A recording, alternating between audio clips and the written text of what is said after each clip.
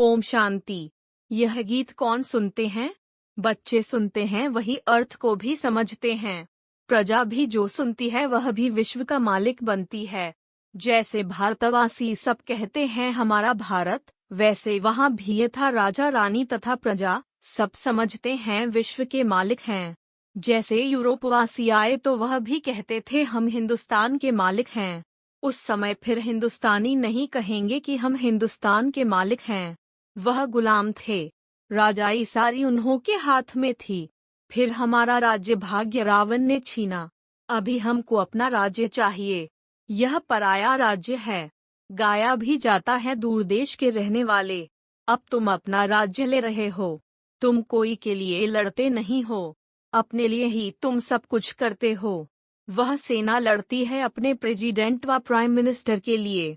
बड़े आदमी तो वह बनते हैं ना, उनको नशा अच्छा रहता है, फिर भी अभी कहते हैं ना भारत हमारा है। परंतु भारतवासियों को यह पता नहीं है कि यह कोई हमारा राज्य नहीं है, यह रावण का राज्य है जिसमें हम रह रहे हैं। राम राज्य में ऐसे नहीं कहेंगे कि यह पराया है। अभी भारत पर रावण का पूरा राज्य है। राम का राज्य था, देवताओं का राज्य था, अभी नहीं है। तुम जानते हो 5000 वर्ष के बाद हम राज्य ले रहे हैं। किससे? परमात्मा बाप से। राम अक्षर कहने से लोग मूंझते हैं, इसलिए बेहद का बाप कहना ठीक है। बाप अक्षर बहुत मीठा है। बाप ही वर्षा याद दिलाते हैं। एक बाप के सिवाय और सब कुछ भूल जाना है। हम आत्माएं बाप से वर्षा ले रही हैं। बाप आकर तुमको आत्म अभिमानी बनाते हैं। हम आत्मा हैं। आत्मा कितनी छोटी महीन है, उसमें 84 जन्मों का पाठ भरा हुआ है। यह मोटी बुद्धि वाले मनुष्य नहीं जानते हैं, न समझा सकते हैं। बाबा से वर्षा ले रहे हैं, कितना सहज है। परंतु माया भुला देती है, इसलिए बच्चों को मेहनत करनी पड़ती है। इसमें कोई हथियार बारूद की बात नहीं, न कोई ड्रिल आदि सीखनी है, न कोई शास्त्र आदि उठाना है। सिर्फ बाबा को याद करना है। बाप जो सुनाते हैं वह धारण करना है। हम अपना राज्य भाग्य ले रहे हैं। जैसे नाटक में एक्टर पाठ बजाकर फिर कपड़े बदली कर अपने घर जाते हैं, वैसे तुम्हारी बुद्धि में भी है कि अब नाटक पूरा होने वाला है, अब अशरीरी बनकर घर जाना है। हम हर 5000 वर्ष के बाद पाठ बजाते हैं। आधा कल्प राज्य करते, आधा कल्प गुलाम बन जाते। बच्चों को कोई जास्ती तकलीफ नहीं देते हैं। बुद्धि में सिर्फ याद रहनी चाहिए। पुरुषार्थ कर जितना हो सके यह भूलना नहीं चाहिए। अब नाटक पूरा होता है, बाकी थोड़ा समय है, हमको जाना है। ऐसे ऐसे अपने साथ बातें करते करते तुम पावन बन वापस चले जाएंगे। हर एक बच्चा जान सकता है कि मैं बाबा को कितना याद करता हूँ, चाहे कोई चार्ट लिखे या न लिखे, परंतु बुद्धि में तो रहता है ना। तो सारे दिन में हमने क्या क्या किया? जैसे व्यापारी लोग अपनी मुरादी संभालते हैं, रात्रि को यह भी व्यापार है। रात्रि को सोने के समय जांच करते हैं सारे दिन में बाप को कितना याद किया, कितनों को बाप का परिचय दिया। जो होशियार होते हैं उनका धंधा अच्छा चलता है। बुद्धू होगा तो धंधा भी ऐसे ही चलेगा। यह तो अपनी कमाई करनी है। बाप सिर्फ कहते हैं मुझे याद करो, चक्र को याद करो तो चक्रवर्ती राजा बनेंगे। इसमें टू मच आशाएं नहीं होनी चाहिए। गांव में रहने वालों को आशाएं कम रहती हैं, साहूकारों को बहुत होती हैं। वह अपनी गरीबी में ही खुश रहते हैं। रोटला खाने पर हिर जाते हैं, सूखी रोटी खाने की आदत पड़ जाती है। डंडा साहूकारों में इच्छाएं बहुत होती हैं, माँ बाप को ही तंग कर देते हैं। बाबा अनुभवी है, गरीबों पर रहम भी आता है। गरीब देखेंगे इतना बड़ा आदमी ज्ञान सुनता है तो हम भी सुने। चित्र तो बाबा ने बहुत बनवाए हैं। कोई कहते हैं हमको सर्विस चाहिए, बाबा कहते हैं पहले तुम होशियार बनो फिर सर्विस पर जाओ, क्योंकि आजकल भक्ति का भी जोर है। एक तरफ समझाओ, दूसरे तरफ गुरुओं की चक्री चलती है, वह डरा देते हैं तुम अगर भक्ति नहीं करेंगे तो तुमको फल कैसे मिलेगा। भक्ति से तो भगवान मिलता है। जब तक इस ज्ञान में पक्का हो जाए, पूरा निश्चय हो जाए कि हमको भगवान मिला है, वह हमको कहते हैं कि मुझे याद करो तो विकर्म विनाश हो जाए। जब यह पक्का निश्चय जम जाए तब ही किससे सामना कर सकें। तुम्हारे से ही अपोजिशन है। तुम एक बात कहते वह दूसरी बात कहते। दुनिया में बहुत मठपंथ हैं, जहां मनुष्य जाकर कुछ न कुछ सुनकर आते हैं। गीता का भी भिन्न भिन्न अर्थ सुनाते हैं तो मनुष्य फंस पड़ते हैं। सन्यासी कभी गृहस्थियों को नहीं कहेंगे कि विकार में नहीं जाओ। अगर वह कहे भी कि निर्विकारी बनो फिर क्या होगा? एम ऑब्जेक्ट तो कुछ है नहीं। उल्टा रास्ता बताने वाले दुनिया में बहुत हैं, सच्चा रास्ता बताने वाले हैं थोड़े। उन पर भी माया का बहुत वार होता है। दिल कहेगी कि पवित्र बने परंतु माया बुद्धि को फिराती रहेगी, बहुत खराब ख्यालात लाती रहेगी। माया की लड़ाई है बहुत। चलते चलते तूफान बहुत आते हैं। अगर कोई भी विकार का भूत अंदर होगा तो दिल को खाता रहेगा। कोई को कहेगा क्रोध का दान दो और खुद क्रोध करते रहेंगे तो लोग कहेंगे तुम खुद क्रोध करते रहते हो फिर हमको कैसे कहते हो? तो क्रोध को भी छोड़ना ही पड़े। क्रोध कोई छिपाकर तो नहीं किया जाता है। क्रोध में तो आवाज बहुत होता है। आपस में लड़ते हैं, एक दो को गाली देते हैं। बाबा देखते हैं क्रोध का भूत निकलता ही नहीं है। कोई कोई यहाँ सम्मुख बाबा के होते भी क्रोध कर लेते हैं।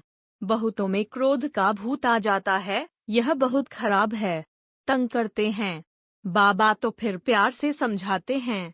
अगर नाम बदनाम करेंगे तो फिर पद भी भ्रष्ट कर देंगे। यह तो समझाना चाहिए कि तुमने 5 विकार बाबा को दान दिए हैं तो फिर वापस क्यों लेते हो? अगर फिर क्रोध कर लिया तो ग्रहण छूटेगा नहीं, वह फिर वृद्धि को पाता है। बाप के आशीर्वाद के बदले श्राप मिल जाता है क्योंकि बाप के साथ धर्मराज भी है। यह भी ड्रामा में नूंद है। क्रोध करना यह भी पाप है। जिनमें 5 विकार हैं उनको पाप आत्मा कहा जाता है। सतयुग में है सब पुण्य आत्मा, वहाँ कोई पाप नहीं करते। अभी जन्म जन्मांतर के पापों का बोझा सिर पर बहुत है। पहले योग बल से कट करना है। माया बड़ी खराब है। लोभ बहुतों में है। कपड़े का, जूते का, पाई पैसे की बात का लोभ है तो झूठ बोलते रहते हैं। यह सब लोभ की निशानियां हैं। यहाँ तो सब कुछ मिलता है, बाहर में तो घर घर में खिटखिट लगी हुई है। संग भी बहुत खराब है। पति ब्राह्मण तो स्त्री शूद्र, स्त्री ब्राह्मणी तो पति शूद्र। घर में ही हंस और बगुले, बहुत खिटपिट रहती है। अपने को शांत रखने की युक्ति रखनी होती है। घर बार छोड़ना भी बाबा अलाउ नहीं करते। ऐसे बहुत आश्रम हैं जहाँ बाल बच्चों सहित जाकर रहते हैं, फिर खिटपिट तो सब जगह होती होगी। शांति कहाँ भी नहीं है। सच्ची सच्ची शांति, सुख, पवित्रता 21 जन्मों के लिए तुम बच्चों को अब मिल रही है। ऐसी मत और कोई दे न सके। बाबा कहते हैं मैं कितना दूर देश से आता हूँ सर्विस करने, तुमको भी सर्विस करनी है। प्रदर्शनी मेले में बहुत नहीं समझ सकते। भल गवर्नर ओपनिंग करते हैं, परंतु यह थोड़े ही बुद्धि में आता है कि इन्हों को परमात्मा पढ़ाते हैं ब्रह्मा द्वारा, जिससे विश्व का वर्षा मिलता है। सिर्फ कहते हैं अच्छा है। माताएं अच्छा कर्तव्य कर रही हैं, श्रेष्ठाचारी बना रही हैं। भल यह भी लिखते हैं कि मैं मानता हूँ कि गीता भगवान ने गाई है। लिख दिया परंतु बुद्धि में थोड़े ही बैठता है, ना पुरुषार्थ चलता है समझने का। तुम्हारी बुद्धि में है कि शिव बाबा ब्रह्मा द्वारा कहते हैं कि मुझे याद करो तो तुम यह लक्ष्मी नारायण बनेंगे। यह पैगाम सबको सुनाना है। तुम पैगंबर के बच्चे हो और जो भी आते हैं वह धर्म स्थापक हैं। तुम सबको यह मैसेज सुनाओ कि बाबा स्वर्ग नई दुनिया की स्थापना कर रहे हैं। बाबा कहते हैं अगर तुम मुझे याद करेंगे और पवित्र रहेंगे तो तुम भी स्वर्ग के मालिक बन जाएंगे। घड़ी घड़ी यह ख्यालात चलने चाहिए। कच्ची अवस्था होने के कारण धंधे धोरी में जाते हैं तो सब कुछ भूल जाता है। फिर जो कुछ महावाक्य सुनते हैं वह भी व्यर्थ नहीं जाते हैं। एक एक रत्न कम नहीं है। एक रत्न भी स्वर्ग का मालिक बना सकता है। गाते भी हैं भारत हमारा बहुत ऊंच देश है। तुम जानते हो हमारा भारत जो स्वर्ग था वह अब नर्क बना है। अब फिर बाबा कहते हैं मामेकम याद करो तो विकर्म विनाश होंगे। प्रजा तो ढेर बनती जाती है, वृद्धि भी होती रहती है, सेंटर्स खुलते ही रहते हैं। बाप भी कहते हैं गांव में जाकर सर्विस करो। ऐसे बहुत गांव हैं जहां मिलकर क्लास करते हैं, फिर बाबा को पत्र लिखते हैं। तुम बच्चों का काम है ब्राह्मण धर्म को बढ़ाना, ताकि सब मनुष्य देवता बन जाए। यहाँ वाला जो होगा वह और सत्संगों में नहीं फंसेगा। यहाँ मुख्य बात है पवित्रता की। इस पर ही बाप बच्चों के, स्त्री पुरुष के, पुरुष स्त्री के दुश्मन बन जाते हैं। गवर्नमेंट भी कहती है यह क्या करते, यह क्यों होता है, परंतु धर्म में इंटरफियर तो कर नहीं सकते। स्वराज्य तो स्थापन कर ही लेंगे। पहले जो लड़ाई लगी है और इसमें रात दिन का फर्क है। यह बाम्ब शादी पहले नहीं थे। तुम जानते हो हमारे राज्य में लड़ाई का नाम निशान भी नहीं होगा। सतयुग त्रेता सुख, द्वापर कलयुग दुख। नई दुनिया और पुरानी दुनिया, दुनिया एक ही है, सिर्फ नई और पुरानी बनती है। अब पुरानी दुनिया विनाश हो नई बनने वाली है। यह पुरानी दुनिया अब कोई काम की नहीं रही है, फिर नई दुनिया चाहिए। दिल्ली में कितने बार नए महल बने होंगे। जो आते हैं वह तोड़ फोड़ कर फिर अपना नया बनाते हैं, यादगार के लिए। जब बड़ी लड़ाई लगेगी तो यह सब टूट फूट जाएगा। फिर नई दुनिया में नए महल बनाएंगे। फिर जितना जो पढ़ेगा उतना ऊंच पद पाएगा। कोई अच्छा पढ़ते हैं, कोई कम। यह तो चलता रहता है। तुम बच्चे यह पक्का याद रखो कि हमने अब 84 जन्म पूरे किए हैं। अब हमको घर जाना है। यह पुराना शरीर छोड़ हम अपने घर जाएं, ऐसी पक्की अवस्था हो जाए, फिर और क्या चाहिए। ऐसी अवस्था में कोई शरीर भी छोड़े तो बहुत ऊंच कुल में जन्म लेंगे। अच्छा, मीठे मीठे से खिलते बच्चों प्रति मात पिता बाप दादा का याद प्यार और गुड मॉर्निंग। रूहानी बाप की रूहानी बच्चों को नमस्ते।